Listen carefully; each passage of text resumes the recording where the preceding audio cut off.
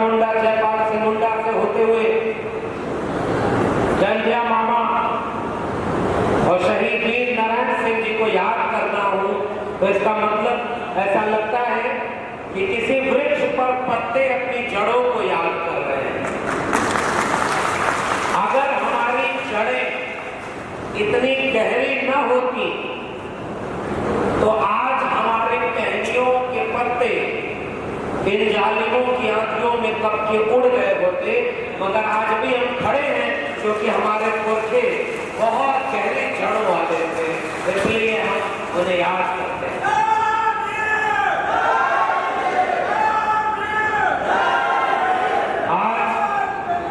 आज का ये आयोजन इस मामले में भी कितना खूबसूरत है। एक तरफ सेवा जोहार का नारा लगाते हुए आदिवासी समाज के लोग हैं, एक तरफ जय भीम का नारा लगाते हुए हमारे अंबेडकर फुले पेरियार को मानने वाले समाज के लोग हैं, और हम यहाँ खड़े होकर विश्व आदिवासी दिवस के दिन इन सब को मिलाकर, अभी हमारे पूर्व वक्ता मंडल कमीशन और बीपी मंडल की बात कर रहे थे, इन सब को मिलाकर हम भारत और भारत के संविधान की बात करने आपके बीच में आए हैं। इसलिए ये कार्यक्रम कितना खूबसूरत बना। अपनी बातचीत के सबसे शुरुआत में एक बात के लिए आप सबको बधाई दूंगा, कार्यक्रम के आयोजकों को बधाई दूंगा। हालांकि सबसे पहले मुझे खेद से करना चाहिए कि हमने जो समय दिया उससे थोड़े से देर से पहुंचे। हमने सुना आप लोग बहुत देर से इंतजार कर रहे हैं, लेकिन आज ही के दिन दो और कार्यक्रम थे, और ये हेमंत मिश्रिया जी हैं, हमारे ओबीसी महासभा के संस्थापक साहू जी, और तमाम लोग लगातार जिन कार्यक्रमों में गए वहां से बस अपनी बात रख के भाग ले रहे कि आपके द्वारा समय जो कि हमसे सबसे पहले मांगा गया था, इसलिए हमारी जिम्मेदारी है कि आपके बीच समय से पहुंच जाए। अभी खड़ा होकर थोड़ा सुकून महसूस हो रहा है कि हमने अपना वादा निभाया। तो आज बातचीत शुरू करने के पहले सबसे पहली बधाई जो मैं आपको देना चाहता हूं ये कि आज जो 9 अगस्त है वो अगस्त क्रांति का दिन है। ये 9 अगस्त जो है वो विश्व के indigenous peoples, world indigenous peoples day.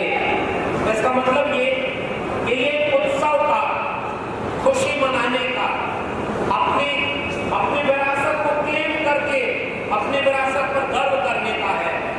मगर मैं सलाम करूंगा उन तमाम आयोजक लोगों को जिन्होंने आज के दिन को किसी उत्सव की बजाय आक्रोश का दिन चुन लिया है, और आक्रोश के आपके आक्रोश में हम भी अपना आक्रोश शामिल कर रहे हैं।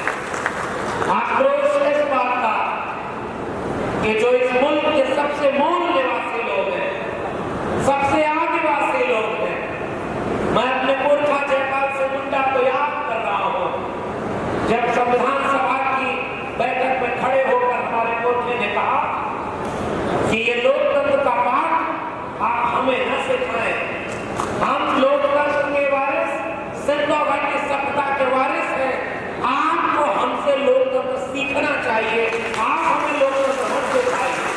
ऐसे जयपाल सिंह मुंडा को याद करते हुए मैं अपने लोकतंत्र के खूबसूरत देश भारत में जब एक तरफ नारा लगाया जा रहा है कि आजादी का अमृत महोत्सव हम मना रहे हैं, हमारा देश आजादी के 75 साल हो गए इसकी खुशी और जश्न मना रहा है। सरकारों ने ऐलान कर दिया है कि ये लोग करोड़ों करोड़ रुपए जाओ पूरे देश में जश्न मनाओ कि हम आजादी का अमृत महोत्सव मना रहे हैं, अमृत काल चल रहा है, बड़े बड़े झंडे फहराओ, बड़े बड़े होर्डिंग लगाओ और नारा लगाओ जोर से कि हम भारत की माता को कितना आगे बढ़ा चुके हैं। ऐसे दौर में मैं अपनी मणिपुर के माताओं और बहनों को याद करते हुए अपने मुल्क के प्रधानमंत्री को लानत भेजता हूँ कि तुम्हें शर्म आना चाहिए कि तुम मणिपुर को याद लगाए करते हो। जो प्रधानमंत्री किसी क्रिकेटर का अंगूठा टूट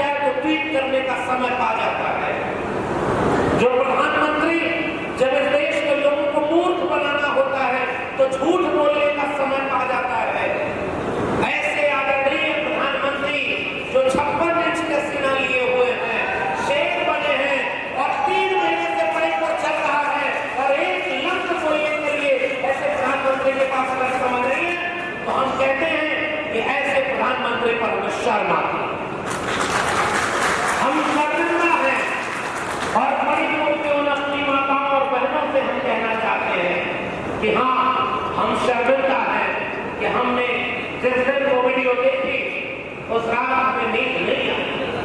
न जाने कैसे इस मुल्क के हुक्मरान सोए होंगे और चुपचाप बैठे होंगे। हमें तो ये महसूस होता है काश हम जाके मणिपुर और जाकर वहां आंसू बहा रहे अपने भाइयों बहनों माताओं बुजुर्गों के साथ अगर दो आंसू बहा लेते, दो लाठी सह लेते, दो जेल झेल लेते, तो हमें लगता कि जो दर्द हमारे परिवार के लोग झेल रहे हैं उस दर्द में हम भी शामिल हैं। मगर अफसोस कि हम ऐसा भी नहीं कर पा रहे, इसलिए आपके बीच में खड़े होकर के केवल हम उनको हिम्मत देने का काम कर रहे हैं जो अपनी लड़ाई खुद कर रहे हैं। हम तो बड़े सुकून में बैठे हैं साहब, हम तो आज यहाँ पर इतना बड़ा आयोजन में शामिल हो रहे हैं, मगर पूछिए मणिपुर जब चल रहा है तो वहाँ के लोगों पर क्या बीत रही है। और वहाँ का मुख्यमंत्री जो उसी जनता ने चुना है, वहाँ का मुख्यमंत्री यह बयान देता है कि ऐसी घटनाएं तो रोज होती रहती हैं। हाँ, तुम्हारे राज में तुम जिसे राम राज का नाम लेकर करते हो वहाँ वाकई ऐसी घटनाएं होती नहीं होंगी, मगर हम भारत में संविधान वाला राज चाहते हैं जहाँ एक भी ऐसी घटना पर हम शर्मिंदा होते हैं और आगे कहना चाहते हैं ऐसी घटना न हो। ऐसा बयान देकर के भी लोग मुख्यमंत्री बने बैठे और बिना कोई बयान दिए इस देश का प्रधानमंत्री कोई बात नहीं बोल रहे और इस देश के हम तमाम लोग चुपचाप थे। ये सही बात है, ये मोहब्बत और प्यार का भारत था। इन लोगों ने हर जगह उसमें आग लगा दी, आग लगा दी। अरे आग लगानी ही थी तो उल गुलाम की मशाल वाली को आग लगाते, जिसने आदिवासी मूल निवासी और इस मुल्क के कमेरा लोगों को उनके जीवन की रोशनी बन करके गुलजार कर दिया। वो बिरसा मुंडा के उल गुलाम वाली आग लगाते, लेकिन तुमने तो घर फूकने वाली आग लगा दी। हम शर्मिंदा हैं कि तुम्हारी आग को बुझा नहीं पाए। मगर ऐसे समाज के लोगों यहाँ जब खड़े हैं हम, तो यहाँ एक वादा हमें अपने आप से भी करना चाहिए। लगेगी आग तो आएंगे घर कई सद में। आप कल्पना करिए, ये आग आज वहां लगी है, लगेगी आग तो आएंगे घर कई सद में। यहाँ पे सिर्फ हमारा मकान थोड़ी है। इसका मतलब ये है कि आज जो आग वहां लगी है उसकी आंच हमारे तक आ रही। जो आग बस्तर में लगी है उसकी आग अगर हमारे सीने तक नहीं आ रही तो इसका मतलब हम जिंदा नहीं। साफ तौर पर मैं कहना चाहता हूं, जलते घर को देखने वालों फूस का छप्पर आग का है। जलते घर को देखने वालों फूस का छप्पर आग का है। आग के पीछे तेज हवा है, आगे मुकद्दर आग का है। उनके कत्ल पे मैं भी चुप था, मेरा नंबर आ गया और मेरे कत्ल पे आप भी चुप हो, अगला नंबर हाथ। ये बांट करके आग लगाने वाले उन्होंने सबसे पहला काम किया, हमने बांटा।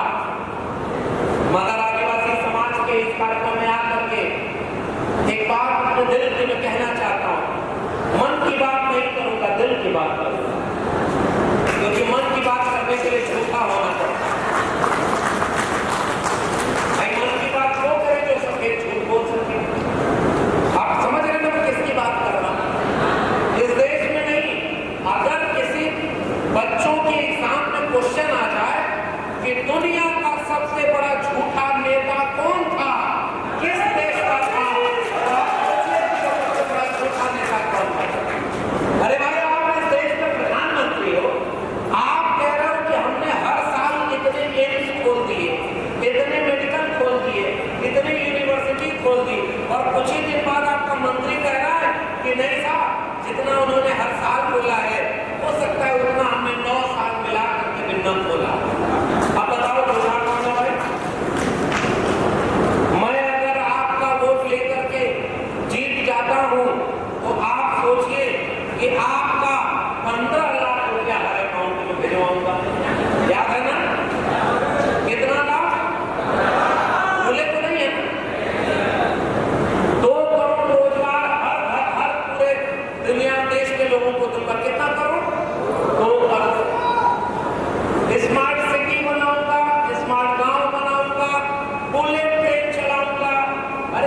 केसरिया जी, कल्पना करिए कि धमतरी और इधर के इलाके में बुलेट ट्रेन चल रही होती तो हम 2 घंटा पहले ही आपके कार्यक्रम में आ गए होते। इसका मतलब कि वो भी झूठ था। मैंने लेकिन एक दिन सपना देखा, मेरे सपने में एक बुलेट ट्रेन आई। उस ट्रेन की एक बोगी में 15-15 लाख रुपए रखे हुए, उसकी अगली बोगी में 2-2 करोड़ नौकरियां रखी हुई थी, उसकी अगली बोगी में कुछ स्मार्ट सिटी बैठे थे, कुछ स्मार्ट गांव बैठे हुए थे, उसकी अगली बोगी में रुपया जो डॉलर की कीमत से कई गुना ताकतवर हो गया था वो बैठा हुआ था, उसकी अगली बोगी में कुछ अच्छे दिन बैठे हुए थे, उस अगली बोगी में बहुत हुआ महिलाओं पर अत्याचार, अब की बार फलाने की सरकार, बहुत हुई महंगाई की मार, अब की बार फलाने की सरकार, बहुत हुआ पेट्रोल डीजल की मार, अब की बार फलाने की सरकार। और वो बुलेट ट्रेन बहुत तेजी से चलती हुई गुजरात के आगे जाकर कहीं खो गई है। मैं आज भी उस बुलेट ट्रेन को खोजने आपके बीच में आया हूँ। याद दिलाओ भाई, तो बुलेट ट्रेन कहाँ चली गई? आज इतना झूठ बोलकर हमारा वोट ले लिया गया, हम भी तो खुश हो गए थे। हमारे भाई को जब भाई से लड़ाया गया तो दोनों भाई खुश हो गए। आदिवासी को आदिवासी से लड़ा दिया, पिछड़ों को पिछड़ों से लड़ा दिया, दलितों को दलितों से लड़ा दिया, फिर इन तीनों को आपस में लड़ा दिया, महिलाओं के खिलाफ पुरुषों को खड़ा कर दिया, आदिवासियों के खिलाफ ओबीसी को खड़ा कर दिया, ओबीसी के खिलाफ उनको खड़ा कर दिया, गरीब के खिलाफ पूंजीपति को खड़ा कर दिया। और ये करते करते सबको बांट करके वो राज कर रहा है, जो आकर के कहता है कि इस देश का संविधान बदलना है और इसे हिंदू राष्ट्र बनाना है। समझ रहे ना? हम लड़के गए और वो जीतता चला गया। हमने बचपन में एक कहानी सुनी थी, 2 बिल्लियां रोटी पाती हैं, तो रोटी पाकर वो आपस में लड़ने लगती हैं कि बराबरी से कौन कैसे बांटेगा। बीच में एक बंदर आता है, बंदर दोनों बिल्लियों से कहता है रुको, मैं न्याय करूंगा। तराजू लेकर बंदर आया, उसने रोटी दोनों तरफ रखी, जिधर रोटी ज्यादा थी उसकी रोटी तोड़कर खा लिया, तो दूसरी तरफ ज्यादा हो गई, फिर इधर की रोटी खा लिया, फिर पहली तरफ ज्यादा हो गई, फिर इधर की रोटी खा लिया। दोनों बिल्लियां चुपचाप उसका न्याय देख रही थी और ऐसा करते करते बंदर दोनों तरफ की पूरी रोटी खा गया, दोनों तरफ की तराजू खाली थी। और बंदर ने बड़ा सा भाषण देते हुए कहा, देखो बिल्लियों, मैंने न्याय कर दिया है, जितनी भूखी तुम हो उतनी भूखी ये है, दोनों को रोटी नहीं मिली। और वो बंदर तराजू लेकर चला गया। मैं आपके बीच में कहने आया हूँ, हमारे आपसी झगड़े का न्याय करने के नाम पर कुछ लोग हमारे हिस्से का सब कुछ खा गए। अब मैं आगे नहीं कहूँगा कि वो बिल्ली कौन है और वो, इसलिए समझदार को इशारा काफी। मैं यहाँ कोई ऐसी बात नहीं कहूँगा कि आयोजक लोगों को मुश्किल हो जाए, भाई इशारे में भी तो बात करनी चाहिए। और भाई को भाई से, बहन को बहन से, माताओं बहनों को आपस में, SC ST OBC को आपस में लड़वा दिया। पहली गुजारिश विश्व आदिवासी दिवस में मेरी कि हारने का ये हुनर भी आजमाना चाहिए। जंग कर भाई से हो तो हार जाना चाहिए। हमने अपनी नाक बड़ी कर ली और दिल छोटा कर लिया। जिसने लड़ाया हम लड़ते चले, कौआ कान लेकर भागा, हम कौआ खोजने चले गए। कौआ को उस दिन बाद पता चला कि प्रधानमंत्री का दोस्त था जो सब कुछ लेकर भाग गया बोले। और हम तो दौड़ते चले गए भाई, कभी मंदिर के नाम पर दौड़े, कभी मस्जिद के नाम पर दौड़े, कभी धर्म के नाम पर दौड़े, कभी किसी नाम पर दौड़े। और हमारा जो शिक्षा, स्कूल, कॉलेज, विश्वविद्यालय, पढ़ाई, कमाई, दवाई, सिंचाई का भारत था, वो तो लूट गया, हमें पता नहीं चला। आज हमारे पोते होते तो हमसे एक सवाल करते हैं, बिरसा मुंडा कहीं बैठ कर देख रहे होंगे, जयपाल सिंह मुंडा से बता रहे होंगे, सीधू कानू तिलका मांझी आपस में बात कर रहे होंगे, वीर नारायण सिंह इस छत्तीसगढ़ के लोगों को चुपचाप कहीं से निहार रहे होंगे कि आप अपने प्रदेश को लुटने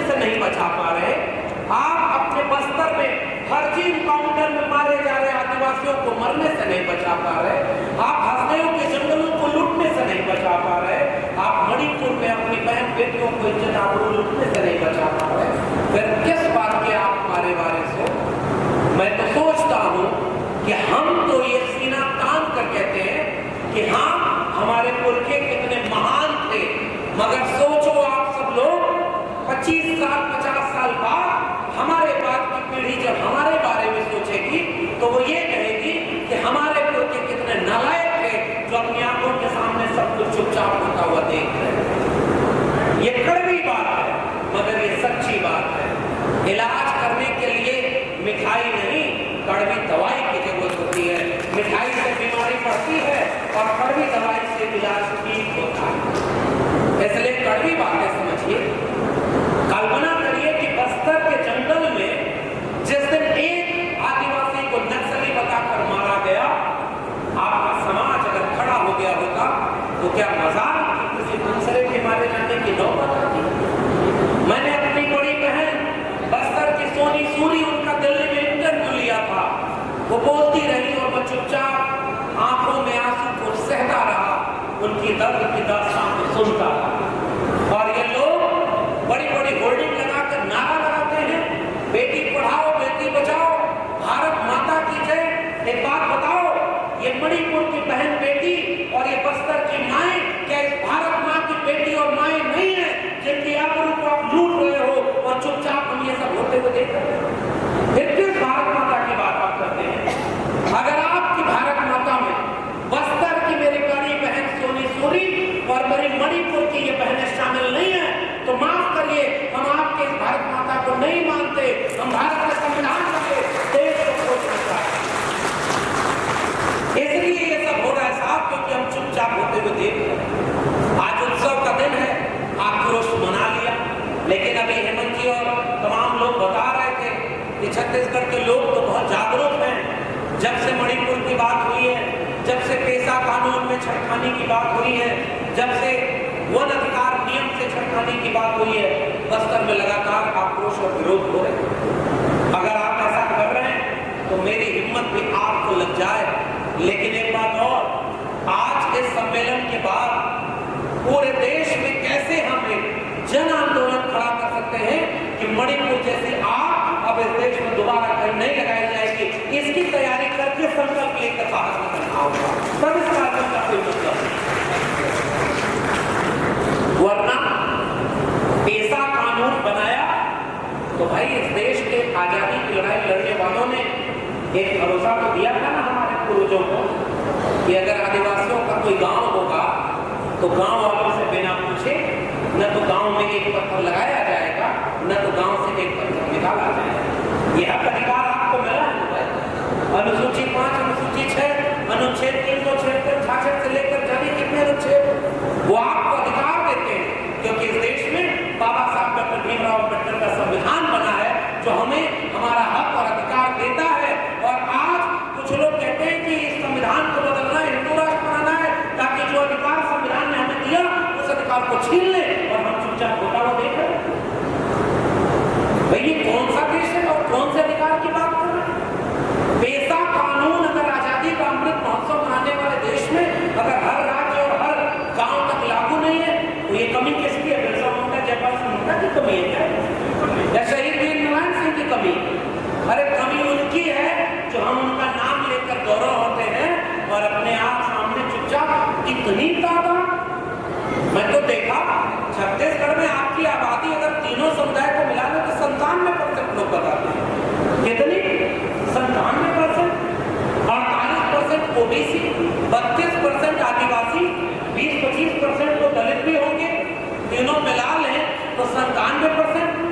और 97% लोग अपनी मांग नहीं मनवा पा रहे। सरकार कोई भी हो, सरकार सरकार की तरह काम करती है। जिस समाज में सामाजिक आंदोलन की जड़ अगर कमजोर पड़ जाए तो राजनीति कब की आपका सौदा कर ले जाएगी। इस बात को याद रखिएगा। 32 विधायक आपके भले होंगे लेकिन वो आपके लिए नहीं है, क्योंकि उन विधायकों को, उन नेताओं को पता होता है कि भाई कुछ दिन बाद 5 किलो अनाज 500 रुपया बांटा जाएगा और आप अपना वोट उनको दे देंगे जो कहेंगे मैं देश नहीं झुकने दूंगा। आप सोचिए ये गलती किसकी है? हमारी है कि हम अपने वोट को दरअसल बेच रहे हैं। पहले एक सपना बेचने वाला मदारी आया तो हम उसकी मदारी के खेल को देखकर खुश हो गए और अपना वोट बेच दिया। अब कुछ और तमाशा करने वाले आ गए। एक रात मैंने एक सपना देखा। वो सपने में देखा कि तीन दोस्त थे, थोड़ा सा खीर था, SC ST OBC और बाकी लोग। तो उन दोस्तों ने तय किया कि खीर कम है, कौन खाएगा? तो तय किया कि सब लोग चलो सो जाते हैं, जिसका सपना सबसे अच्छा होगा वही सुबह उठकर खीर खाएगा। आप समझिएगा ध्यान से, समझदार को इशारा काफी। तीनों सो गए और जब जगे तो तीनों ने शुरू किया। एक ने कहा मेरा सपना सबसे अच्छा। क्यों? क्योंकि मेरे सपने में एक ऐसे बाबा आए थे जो सबका पर्चा बनाते हैं कि जाओ तुम्हारे घर में ये दिक्कत है, और वो सारे बाबा का ये पर्चा बना दिया, वो पर्चा बना दिया। तो उनकी कथा हमारे बगल में हो रही थी। मैं गया कथा सुनने और मेरा भी पर्चा बन गया, मेरी किस्मत खुल गई। देखो मेरा सपना सबसे अच्छा। बाबा की कथा सुन के बोला। दूसरे से बोला कि भाई तुम अपना सपना सुनाओ। तो उसने कहा मेरे सपने में एक दूसरा बाबा आया था जो बोल रहा था एक लोटा जल सभी समस्याओं का हल। और वो बाबा अब जब मुझे पता चला कि वो बाबा भाई जगदलपुर में आया है, बिलासपुर में आया है, रायपुर में आया है, बड़ी बड़ी होर्डिंग लगी थी, गिरी में बस लगी थी, ट्रेन की पूरी और सब्जी भी पैक हुई थी और सबको खा जाना था। चलो किस्मत खुल गई है, बाबा आए हैं। हम सब वहां चले गए और मेरे बाबा ने मुझे देखकर बोला कि देखो अगर तुम्हारा बेटा बेटी का एग्जाम हो तो जिस दिन उसकी परीक्षा हो उस दिन बेलपत्री पर शहद लगाकर किसी एक चीज पर लगा देना, तुम्हारा बेटा पास हो जाएगा और अखबार में खबर छपी कि उसका अपना बेटा आखिर में फेल। लेकिन बाबा ने जो एक लोटा जल दिया है वो मैं लेकर आया और अभी आपके बीच में बैठा हूं, इसलिए उससे ज्यादा अच्छा सपना किसका? मेरा। तीसरा चुप बैठा, चुप था। दोनों बोले कि भाई तू सुना। कहा नहीं जाने दो, काले ने सुनाना पड़ेगा। कह छोड़ो। कहा क्या सपना देखा? नियम बना था। कह हमने कुछ नहीं देखा। काले ने बताना पड़ेगा, ये तो गलत है। वो कहा अच्छा सुनो, जब हम सोने गए ना तो हमारे सपने में बिरसा मुंडा, जयपाल मुंडा और वीर नारायण सिंह आए और कहे तेरी खीर सदियों से कोई और पीता है और खीर बगल में रखी है और तू सो रहा है, उठ और खीर पी जा। और दोनों दोस्त खड़े हुए, कहे कि अगर उन लोगों ने कहा खीर पी जा तो तूने क्या किया? कहा इतने बड़े बड़े महापुरुष मेरे सपने में आए और कह रहे खीर पी जा, तो खीर पी गया। उसने कहा कि अरे तुमने हमें बुलाया क्यों नहीं? कहा बुलाया था, दोनों बिस्तर पर नहीं थे। अब पता चला एक कथा सुनने याद कर गया था और दूसरा कथा सुनने के चल गया।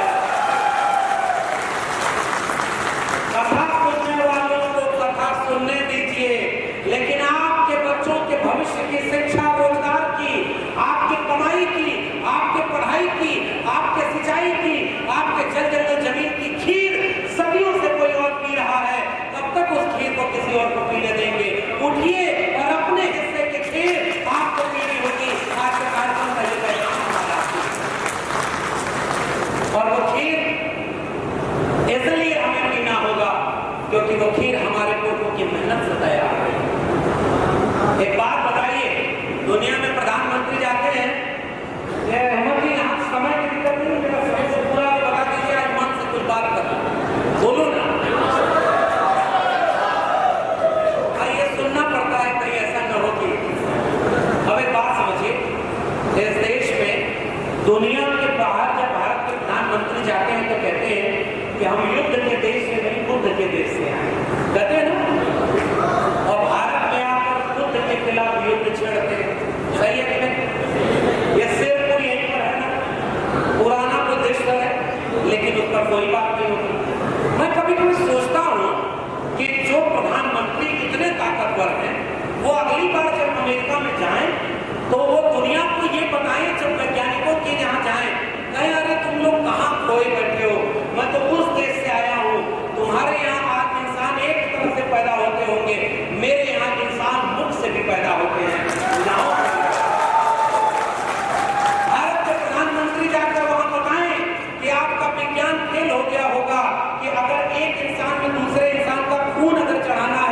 बिना ब्लड मैच किए खून नहीं चढ़ा सकते, लेकिन हमारे यहाँ की सर्जरी कितनी आगे थी कि हम एक इंसान पर किसी जानवर का मुंडी भी चढ़ा सकते।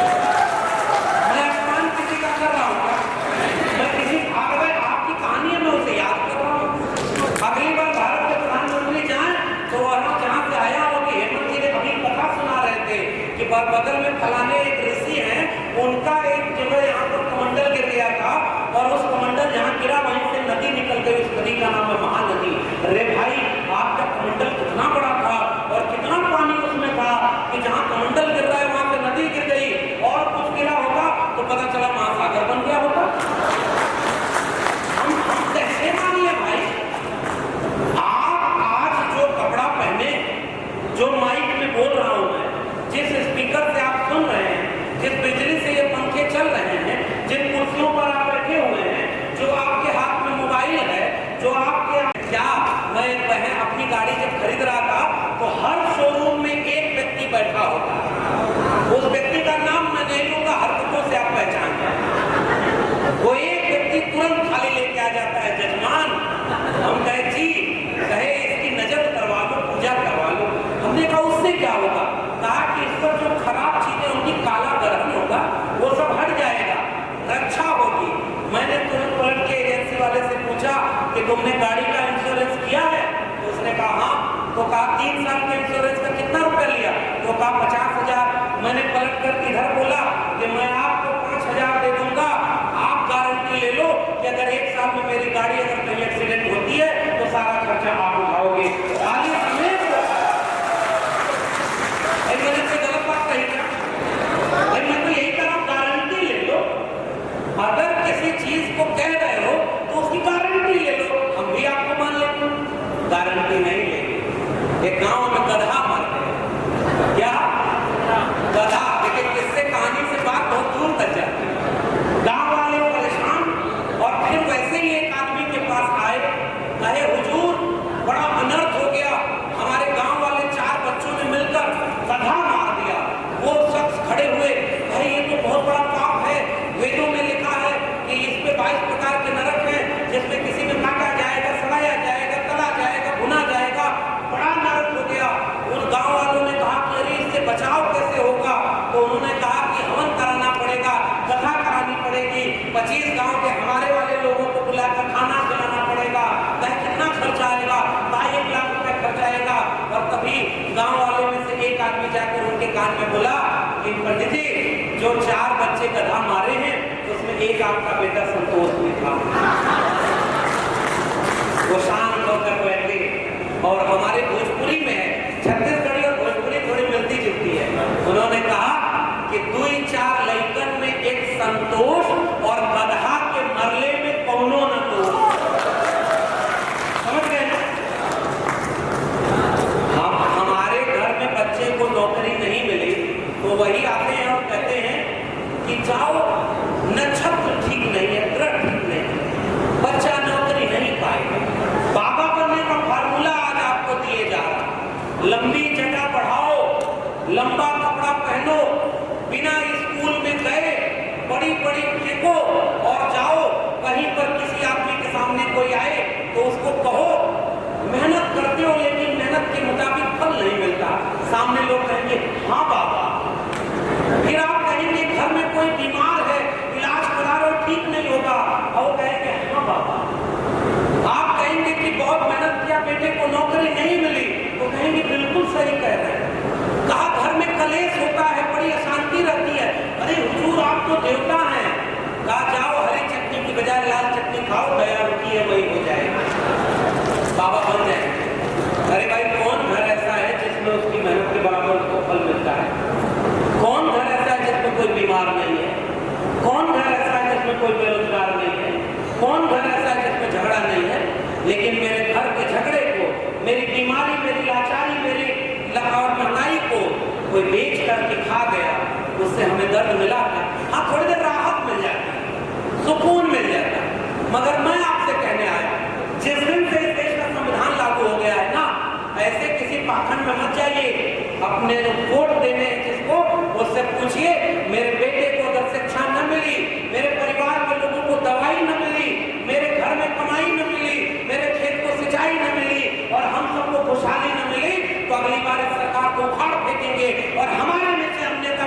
करके जो हमारे बच्चों के भविष्य में काम करेगा। यहाँ से मुक्ति का रास्ता बना हुआ। हम गलत जगह मुक्ति खोज रहे हैं भाई। अच्छा ये बताइए, सिलेबस आपका कौन बनाता है? जो बच्चे पढ़ने जाते हैं उसका सिलेबस कौन बनाता है? जिसको आप नेता वोट देकर बैठते वही ना बनाता है। आपका पैसा कानून लागू होगा कि नहीं लागू होगा ये कौन निर्णय लेता है? वही ना जिसको आपने वोट दिया। आपके नागरिकों के ऊपर अब समान नागरिक संहिता लाई जाएगी, यूसीसी, और उससे आपका अपना कल्चर छीन लिया जाएगा। ये निर्णय कौन ले रहा है? कोई ऊपर से ले रहा है? नहीं भाई, जिसको वोट दे दिया वही आपके खिलाफ ये निर्णय ले रहा है। आपकी खेती कमाई बेची जाएगी, निर्णय कौन ले रहा है? कोई दूसरी ताकत आ रही है? नहीं, सब कुछ यहीं का हो, सब कुछ यहीं के निर्णय लिए जा रहे हैं और हमारे बच्चों के भविष्य को बर्बाद किया जा रहा है। एक बात बताइए, धर्म के नाम पर लड़ाया जा रहा है और कहा जा रहा है कि यूसीसी जब आएगा तो मुसलमानों के खिलाफ है। अरे इस देश के आदिवासी समाज के लोगों, आप पूरे देश में जिस दिन ऐसा कोई कानून आए, पूरे देश के सड़कों को अपने उल गुलाम और सेवा जोहार के नारों से गुलजार कर देना।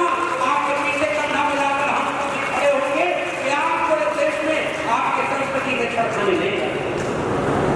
और अगर आप ऐसा आंदोलन नहीं कर पाएंगे तो आपके ऊपर वो कानून बनाया जाएगा और आप चुपचाप देखते रहेंगे, जैसे मणिपुर को चलाया जा रहा है और कोई भगवान, कोई खुदा, कोई गॉड उनको बचाने नहीं जा रहा है। अगर हम और आप खड़े हो जाएं तो अगली बार किसी बहन बेटी की आबरू नहीं लूटी जाएगी, इसकी तो गारंटी है।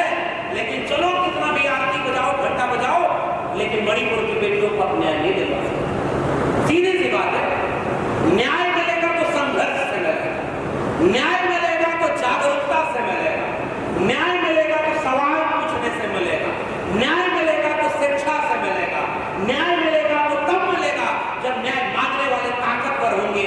अगर कमजोर होंगे तो ऊपर वाला एक ही लाठी से सबको हाँक देगा और अगली बार 5 साल के लिए फिर हम और आप मूर्ख बन जाएंगे।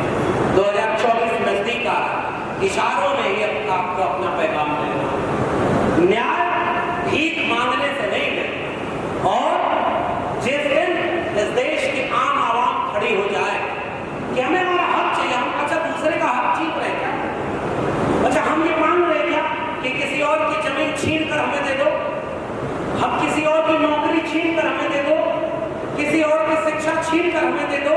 नहीं, हम ये मांगते हैं मेरे हिस्से की नौकरी, मेरे हिस्से की जमीन, मेरे हिस्से का मालिकाना हक मुझे चाहिए और जो भी उसमें अवैध कब्जा किया है उसको खाली कराओ। इसलिए जाति जनगणना इस देश का सबसे बड़ा मुद्दा है और जाति जनगणना पर 2024 का चुनाव। अरे पता तो चले, कहीं 3% लोग 97% चीजों पर कब्जा तो नहीं किए बैठे। असली लड़ाई ये जल जंगल जमीन की लड़ाई, शिक्षा रोजगार की लड़ाई, कलम और किताब की लड़ाई। दंगाई त्रिशूल और तलवार के सामने अगर कोई आपको बचाएगा, कलम और किताब बचाएगी। याद रखिएगा, हमारे पुरखे अगर तीर कमान पकड़े तो इसलिए पकड़े कि हम कलम और किताब पकड़ सकते। और कलम किताब होती तो शिक्षा और जागरूकता होती, जागरूकता होती तो चेतना बढ़ जाती और चेतना होती तो लोग सवाल करते। जादू दिखाने वाला आता था, वो जादू दिखाता था और वो जादू में पैसा बनाकर वो दिखाया। वैसे ही एक जगह जजमान गए कथा सुनाए, उन्होंने कहा ज्योतिबा फुले ने एक नाटक लिखा उसका बता दो। वो आदमी बहुत परेशान होकर गया और कहा कि हम जो है बहुत परेशान हैं। तो उस आदमी ने बोला तुम्हारा शनि ग्रह ठीक जगह पर नहीं। कौन सा ग्रह? दुनिया में कंप्यूटर बना तो उससे ग्रह नक्षत्र पढ़ा गया। भारत में कंप्यूटर है तो उससे सबसे पहला काम हुआ जन्म कुंडली बनाना। जन्म कुंडली समझते हैं? अरे आपको पता ही नहीं कि पृथ्वी केंद्रित ब्रह्मांड था कि सूर्य केंद्रित ब्रह्मांड था और आप कह रहे हैं राहु और केतु शनि के बीच में आ गए इसलिए आपका ग्रह नक्षत्र ठीक हो गया। मैं बताऊं, राहु और केतु को पता ही नहीं होगा, शनि को पता ही नहीं होगा, उसकी जगह बदल देने से धरती पर लोगों की किस्मत बदल जाएगी। मंगल ग्रह को पता ही नहीं कि उसके बीच में आ जाने से धरती पर लोगों की शादी टूट जाती है। पता है क्या मंगल ग्रह को? वो आदमी गया तो उससे कहा कि आपकी जो शादी है वो तो ग्रह नक्षत्र गड़बड़ है। कहा कैसे ठीक होगा? हवन करना पड़ेगा। कहा कितना खर्चा आएगा? कहा 10,000। का इतना पैसा तो नहीं है। उसने कहा जाओ छूट दे देते हैं, 5,000 रुपये 50% डिस्काउंट और छूट दे दिया, हवन करा लो। और उसके बाद आदमी बोला इतना भी नहीं है। उसने कहा अच्छा 1,000 रुपये दे दो, छोटी वाली हवन करा देता हूँ, जब पैसा हो जाए तो बड़ी वाली करा लेना। वो आदमी बोला साहब 1,000 रुपये भी नहीं है। उसने कहा 100 रुपये दक्षिणा दे दो, मैं तुम्हें मंत्र दे देता हूँ, इसका जाप करते रहना और तुम्हारे दुख से राहत मिल जाएगी। वो आदमी खड़ा होकर दोनों जेब दिखाकर बोला कि हुजूर मेरी जेब में एक फूटी कौड़ी भी नहीं है। सामने वाला आदमी गुस्से से खड़ा हुआ और कहा कि जब तेरी जेब में एक फूटी कौड़ी नहीं है तो जा बेटा, शनि तेरा कुछ नहीं बिगाड़ता। सारी लड़ाई किस बात की है? आपके जेब की कमाई। मैं आपसे गुजारिश करने आया हूँ, भिलाई छत्तीसगढ़ और आसपास के इलाके से आए लोगों, एक रोटी कम खाना चलेगा, एक कपड़ा कम पहनना चलेगा, अपनी गाढ़ी कमाई से 1 रुपया भी किसी ढोंग ढकोसले में मत देना। ये सारा पैसा बचाकर शिक्षा पर खर्च करना और अपने बच्चों को पढ़ाई लिखाई जरूर करना। स्कूल भेजिए। आपका बच्चा अगर स्कूल नहीं जाएगा, आपके बेटे और बेटी शिक्षा नहीं पाएंगे, तो वही कोई मदारी आएगा, शिकारी आएगा, जाल बिछाएगा, दाना डालेगा और कहे हम कह के जाएंगे कि इसे पक्षियों फंसना नहीं। लेकिन अगर आप शिक्षित नहीं हुए, जागरूक नहीं हुए, तो हमारे लाख भाषण देने और आयोजन समिति के लाख कार्यक्रम कराने के बाद भी हमारे और आपके घर के बच्चे उस शिकारी के जाल में फंस जाएंगे और उनका भविष्य बर्बाद हो जाएगा। और अभी भी फंसे हुए। गलत कह रहा हूं तो बताइए, आज फंसे नहीं हुए। इसलिए उस कहानी का अगला पड़ाव क्या है? एक उनमें ही आया नायक बनकर, वीर शहीद वीर नारायण सिंह की तरह। उनमें कोई नायक बनकर आया बिरसा मुंडा, जयपाल सिंह मुंडा की तरह कि अरे पक्षियों, सदियों से तो तुम इस जाल में फंसे हो और अलग अलग उड़ना चाहते हो, अलग अलग जाल से निकलना चाहते हो। न तुम निकल पाए आज तक, न ये निकल पाया। आओ एकजुट हो जाओ और एक साथ ताकत लगाओ, पूरा जाल उड़ा कर ले जाओ और तभी तुम्हें मुक्ति मिलेगी। आज विश्व आदिवासी दिवस में मैं आपसे गुजारिश करने आया हूँ, एकजुट हो जाओ हमारी ताकत से। तो देश दुनिया में अगली बार कोई जालिम तानाशाह नहीं पैदा होगा, इसका भरोसा मैं आपको देता हूँ। मगर हम बिखरे हुए, और कैसे बिखरे हुए? मैं ओबीसी समाज से आता हूँ और ओबीसी समाज पीले रंग का गमछा वो भी बांधता है, आदिवासी समाज पीले रंग का गमछा आप भी बांधते हो। बताओ हम दोनों एक ही परिवार के लोग हुए कि नहीं? मेरे अपने ओबीसी समाज के घरों में कभी कोई पूजा होती थी, कभी शादी विवाह होता था, बच्चा पैदा हुआ या कोई बड़ा कार्यक्रम हुआ, हम भी हल्दी में लिपटे हुए ऐसे ही चावल से पूजा करते हैं और आप भी हल्दी में लिपटे हुए चावल को हमारे माथे पर लगाकर हमारा सम्मान बढ़ाते हैं। बताओ हम लोग एकजुट हुए कि नहीं? हमारे ओबीसी घरों में जो किसान कामगार जातियां हैं, जो खेती किसानी करती हैं, मेहनत करती हैं, उनके घर में भी अगर फसल कटती है, फसल बढ़ती है, फसल रोपी जाती है, तो उस समय त्योहार मनाया जाता है। हम भी प्रकृति की पूजा करते हैं और आप भी प्रकृति की पूजा करते हैं। बताओ हम और आप एक हुए कि नहीं? मगर अफसोस, जिन्हें आपने नेता बनाया वो भी ये बात नहीं बताया और हम तो ये बात जानते ही नहीं। मगर चलो, हमारे पुरखे कबीर साहब ने कहा, कहे कबीर जाए ना कहीं, जगह से चेता तब से सही। अगर आज से ही चेतना हो जाए तो भी कोई देर नहीं, अभी भी देर नहीं हुई है, अभी भी बहुत कुछ लूटने से हम बचा सकते हैं। शर्त एक है, आइए गले मिलकर के एक दूसरे का हाथ पकड़ लें। Schedule caste, schedule tribe, OBC, minority, महिलाएं, वंचित, शोषित, गरीब, कमजोर, कामगार, कमेरा, हम सब इस मुल्क के 90% लोग हैं। हम 90% एकजुट हो जाएं तो भारत के संविधान को बदलने की बात करने वाले को इस देश में हमेशा के लिए सत्ता से बाहर कर सकते हैं। क्योंकि हम 90% लोगों को अधिकार जो मिला, किसी धर्म से नहीं मिला, किसी किताब से नहीं मिला। हम सब 90%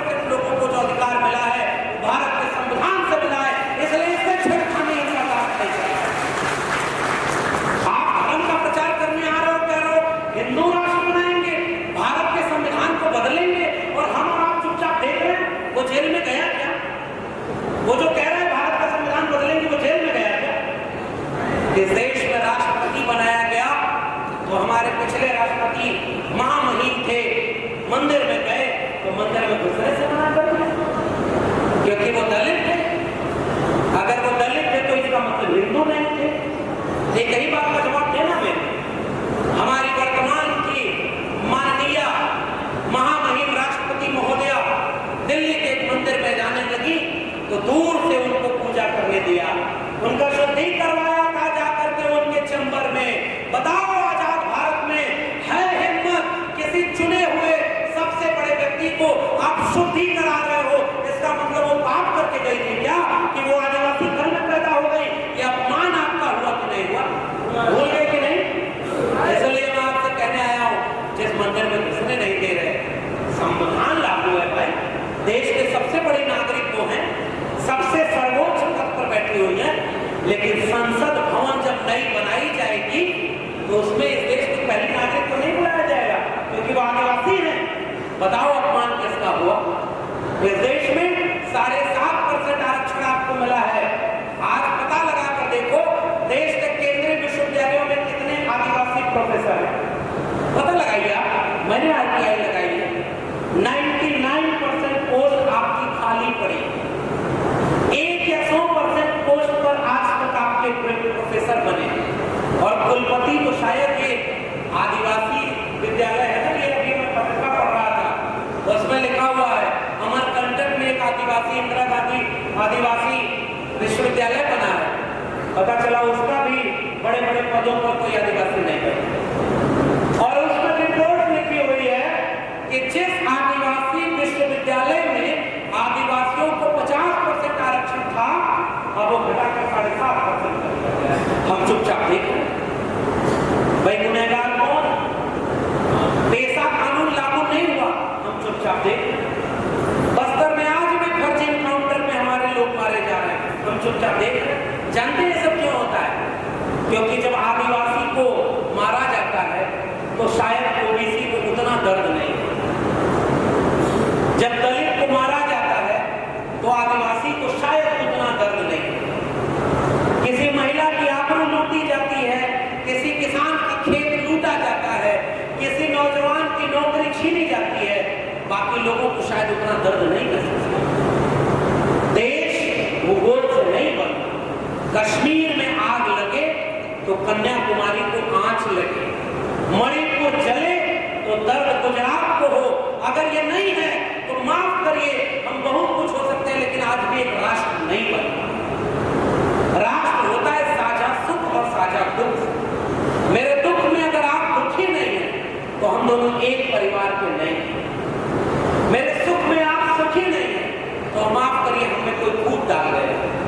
ये केवल इसलिए लूटा गया क्योंकि OBC को OBC से लड़ा दिया, आदिवासी को आदिवासी से लड़ा दिया, दलित को दलित से लड़ा दिया, मणिपुर को अलग लड़ा दिया, मेवात में मुसलमानों को मार रहे, उधर दूसरी तरफ किसी गरीब को मार रहे, और आज नारा लगा रहे कि हम इस देश में दुनिया का नाम रोशन कर रहे हैं। वो बेच रहे हैं भारत को, मैं चैन से कैसे सो जाऊं। आप याद करिएगा मैं किसकी बात कर रहा हूं। वो लूट रहे हैं भारत को, खामोश में कैसे हो जाऊं। हाँ, मैंने कसम उठाई है, मैं देश नहीं झुकने दूंगा, मैं देश नहीं बिकने दूंगा, मैं देश नहीं लूटने दूंगा। आप भी खुश हो गए, ले धुआंधार उसको सीट दे दिया, वो देश का प्रधानमंत्री बन गया। पहले फेल बेचा, फिर रेल बेचा, उसे स्टेशन पर चाय बेचते किसी ने नहीं देखा, लेकिन स्टेशन बेचते सब देख रहे हैं, फिर भी कोई भरोसा नहीं कर रहे। पहले बैंक बेचा, रेल बेचा, कंपनी बेची, नौकरी बेची, और कहा था कि 15 लाख देंगे, नहीं आया। रुपए की कीमत को डॉलर की तुलना में मजबूत करेंगे, रुपया सबसे ज्यादा कमजोर हो गया। बहुत हुई महंगाई की मार, अब की बार फलाने की सरकार। बहुत हुआ पेट्रोल डीजल का अत्याचार, अब की बार उन्हीं की सरकार। टमाटर कितना रुपए किलो है? बोलिए जोर से। 250 हमारे यहाँ है, क्योंकि हमारे यहाँ राम राज आया। आपसे थोड़ा कम होगा। पेट्रोल 100 रुपया, डीजल लगभग 100 रुपया, आपकी घर की LPG गैस 1200 रुपया। आपकी बेरोजगारी दर आज भारत में सबसे ज्यादा। नौकरियां 2 करोड़ देने की बजाय कोविड के बाद अब तक कम से कम 12 करोड़ लोगों की नौकरी चली गई है। बैंक बिक गए हैं, लोग नौकरी से निकाले जा रहे हैं। पेट्रोल महंगा, डीजल महंगा, शिक्षा महंगी हो गई है। फकीर से आप कोई सवाल पूछो तो उसका एक पुराना भाषण लोग भेज देते हैं, मेरा क्या है जी, मैं तो फकीर आदमी हूँ, झोला लेके चल दूंगा, हमारे आपके बच्चों का क्या होगा? मैं गलत कह रहा हूँ क्या? भाई इसके आगे कोई नहीं, पीछे कोई नहीं, वो किसके लिए करेगा? मगर हमारे तो आगे को हमारे पीछे पुरखे थे, आगे आने वाले वारिस होंगे ना, वो हमसे पूछेंगे ना। और ये आखिरी बात क्या, मैं बात अपनी एक खत्म करके जा रहा हूँ। हमारी आने वाली पीढ़ियां हमसे एक सवाल करेंगे साहब। हम जानते हैं लोग झूठे मुकदमे में जेल में डाले जा रहे हैं। आज भी मैं एक दावा करूं, सबसे ज्यादा झूठे मुकदमे में जेल में जाने वाले लोग इस देश के SC ST OBC माइनॉरिटी के लोग। गलत कह रहा हूं कि सही? जोर से बोलिए। जेल में किसके घरों के बच्चे? सबसे ज्यादा बेरोजगारी का शिकार कौन है? सबसे ज्यादा अशिक्षा के शिकार कौन है? सबसे कम जमीन किसके पास है? हमारे राज्य की सबसे कम संपत्ति किसके पास है? और सब कुछ जब हमारे पास कम है, फिर भी हमें कुछ पता नहीं, फिर भी हम चुप हैं, खुश हैं। क्यों? क्योंकि जाने तो हमारी जाति ताकतवर है, हमारा पार्टी ताकतवर है, हमारा मोहल्ला ताकतवर है, हमारे घर में एक नौकरी है, हमारे घर में आग थोड़ी लगेगी। लेकिन आपको विश्वास होना चाहिए साथियों, ये आखिरी बात है, आज सबसे ज्यादा अन्याय जिस ताकत के साथ आपके ऊपर हो रहा है, उतना अन्याय देश में किसी के ऊपर नहीं है। ये मेरा आखिरी बात की गौर करिए। हम बड़ी बड़ी तस्वीरें लगाकर अपने पुरखों को याद करते हैं कि हमारे पुरखे लायक थे तो हम यहाँ पहुंचे। सही है ना? अगर उन्होंने कुर्बानी न दी होती तो हम यहाँ होते क्या? नहीं होते।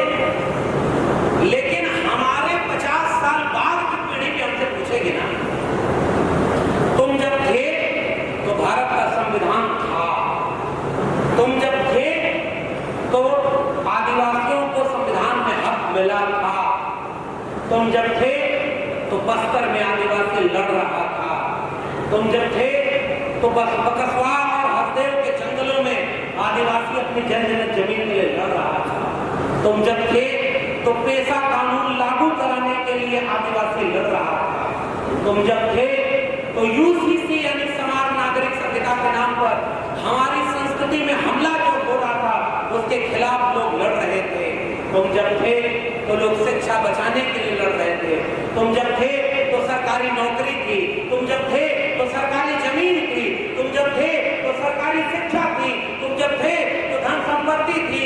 और 50 साल बाद तुम हमें कौन सा भारत सौंप कर गए हो जिसमें न भारत का संविधान है, न पेशा कानून है, न कोई भी कानून है। ये बताओ, आप संविधान हट जाएगा तो कोई अधिकार आपको मिलेगा क्या? और अगर आज की परिस्थिति बनी रहेगी तो भारत का संविधान सुरक्षित बचेगा क्या? क्या हम इसे बर्बाद होते हुए देखना चाहते हैं? मैं अपनी आने वाली पीढ़ियों से आंख मिला सकूं, इसलिए जेल मुकदमे और बुलडोजर के डर के बावजूद बिना अपनी नौकरी की चिंता किए हुए, बिना अपनी जान की चिंता किए हुए आज के लुटेरों के सामने खड़े होकर आंख में आंख डाल करके कह रहा हूं कि तुम जैसा भारत बनाना चाहते हो, हमारे रहते तो हम वैसा भारत नहीं बनाने देंगे। इसलिए ताकि मेरे बच्चे मुझे आने वाले, इसलिए मैं अपनी जिम्मेदारी निभाने आपके बीच में आया हूं। आयोजन समिति के लोगों, आपने हमें इतना प्यार और मोहब्बत दिया। मैं उत्तर प्रदेश में एक छोटे से गांव में गाय भैंस चराने वाला किसान कामगार जाति में पैदा हुआ एक बच्चा, जो शिक्षा अगर न मिली होती तो आज अभी यूपी के किसी गांव में गाय भैंस चरा रहा होता। अगर शिक्षित न हुआ होता तो दिल्ली विश्वविद्यालय नहीं पहुंच पाता। मैं पहुंच तो गया, लेकिन आज वो सब नौकरी देने में, परमानेंट करने में बड़ा कतराते हैं। वो कहते हैं कि बड़ा हमारे खिलाफ बोलता है। मैं कहता हूं नहीं भाई, देखो अब तक जहां तक पहुंचा वो अपने दम पर पहुंचा, अपने पुरखों के दम पर पहुंचा। तुम हमसे क्या छीन सकते हो? नौकरी ना, तुम हमसे क्या छीन सकते हो? मेरी जमीन, मेरा मकान ना, तुम हमसे क्या छीन लोगे? मेरी गाड़ी छीन लोगे, मेरा बंगला छीन लोगे, मगर मेरे पुरखों का दिया हुआ इंसान का स्वाभिमान और शिक्षा से पाया हुआ ज्ञान तो कभी नहीं छीन सकते।